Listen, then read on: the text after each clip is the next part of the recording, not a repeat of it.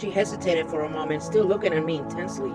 He said the manuscript dates back to about 600 BC. It predicts a massive transformation in human society. Beginning when? I asked. In the last decades of the 20th century. Now? Yes, now. What kind of transformation is it supposed to be? I asked. She looked embarrassed for a moment, then with the force said, the priest told me it's kind of a renaissance in consciousness, occurring very slowly. It's not religious in nature, but it is spiritual. We're discovering something new about human life on this planet, about our existence means, and according to the priest, this knowledge will alter human culture dramatically. She paused again, then added, the priest told me the manuscript is divided into segments, or chapters, each devoted to a particular insight into life. The manuscript predicts that in this time period, human beings will begin to grasp these insights sequentially, one insight then another, as we move from where we are now to a completely spiritual culture on earth. I shook my head and raised an eyebrow cynically. Do you really believe this? Well, she said, I think. Look around, I interrupted, pointing at the crowd sitting in the room below us. This is the real world. Do you see anything changing out there?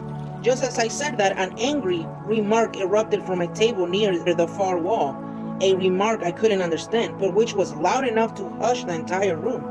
At first I thought the disturbance was another robbery, but then I realized it was only an argument. A woman appearing to be in her 30s was standing up and staring indignantly at a man seated across from her. No, she yelled.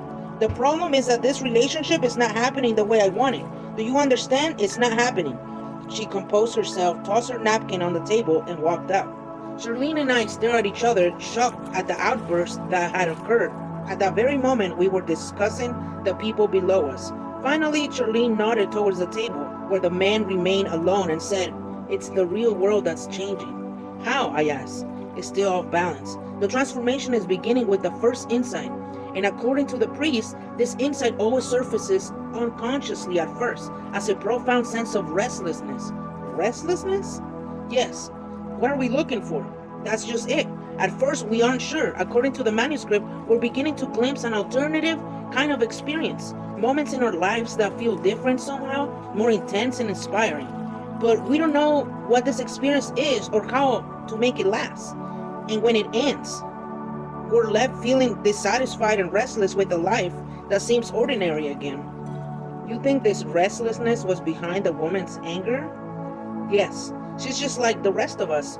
We're all looking for more fulfillment in our lives, and we won't put up with anything that seems to bring us down. This restless searching is what's behind the me-first attitude that has characterized recent decades, and it's affecting everyone from Wall Street to street gangs. She looked directly at me. And when it comes to relationships, we're so demanding that we're making them near impossible. Her remark brought back the memory of my last two relationships. Both had begun intensely, and both within a year had failed. When I focused on Charlene again, she was waiting patiently. What exactly are we doing to our romantic relationships? I asked. I talked with the priest a long time about this, she replied. He said that when both partners in a relationship are over-demanding, when each expects the other one to live or his or her world, to always be there to join in his or her chosen activities, an ego battle inevitably develops.